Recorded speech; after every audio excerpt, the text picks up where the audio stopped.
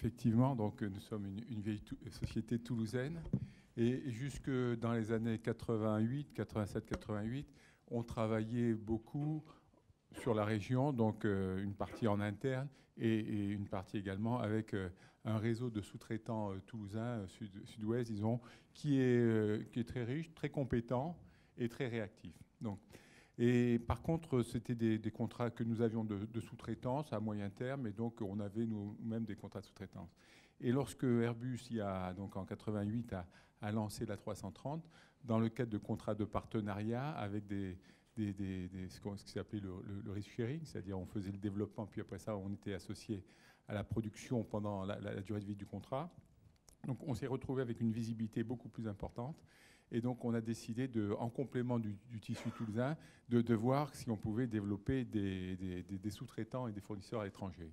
Donc, c'est à cette époque-là qu'on a signé, par exemple, avec une société coréenne, et qui est d'ailleurs toujours un de nos fournisseurs importants. Donc, pour aller à l'étranger, en tant que supply chain, c'est vrai qu'il faut avoir une visibilité plus importante que ce que l'on avait précédemment. Et donc ça, c'est une deuxième vague qui a été développée depuis une vingtaine d'années. Après quelques années comme ça d'avoir développé à la fois donc, ces fournisseurs étrangers, en complément donc, du réseau français avec lequel on continue bien évidemment de travailler, on s'est dit que ce qui était intéressant, c'est d'avoir un compromis entre les deux et d'avoir nos implantations dans certains pays, de façon à avoir à la fois, je dirais, l'intérêt du coût, puisque quand on va à l'étranger, c'est quand même essentiellement pour des raisons de coût, parfois de retour géographique, mais souvent et la plupart du temps de coût, et également la maîtrise des processus.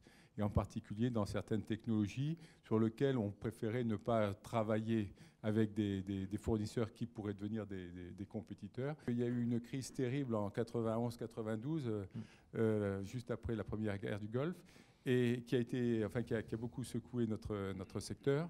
Et c'est là qu'on s'est rendu compte qu'on était extrêmement vulnérable et qu'il fallait qu'on se diversifie au niveau des clients aussi. Donc on a commencé donc à prospecter à l'étranger.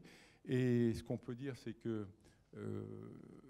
Airbus nous avait mis le pied à l'étrier pour faire justement du partenariat. Donc c'est une formule qui a été copiée par l'ensemble des autres avionneurs. C'est-à-dire que Bombardier, assez rapidement, donc en 95-96, quand ils ont lancé leurs nouveaux avions, s'est inspiré de ce modèle-là. Et nous qui l'avions pratiqué avec Airbus, mais on était des industriels intéressants. Donc on s'est développé avec Bombardier, puis avec Embraer, et puis avec Boeing dans les années 2000. C'est vraiment le modèle qu'on a développé depuis quelques années, c'est-à-dire dire qu'il faut faire de la croissance en France.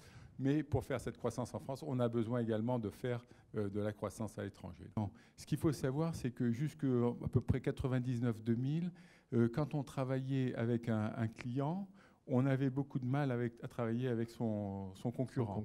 C'est-à-dire le fait de travailler avec Airbus rendait les choses difficiles avec Boeing, aussi bien du côté d'Airbus que du côté de Boeing. Hein.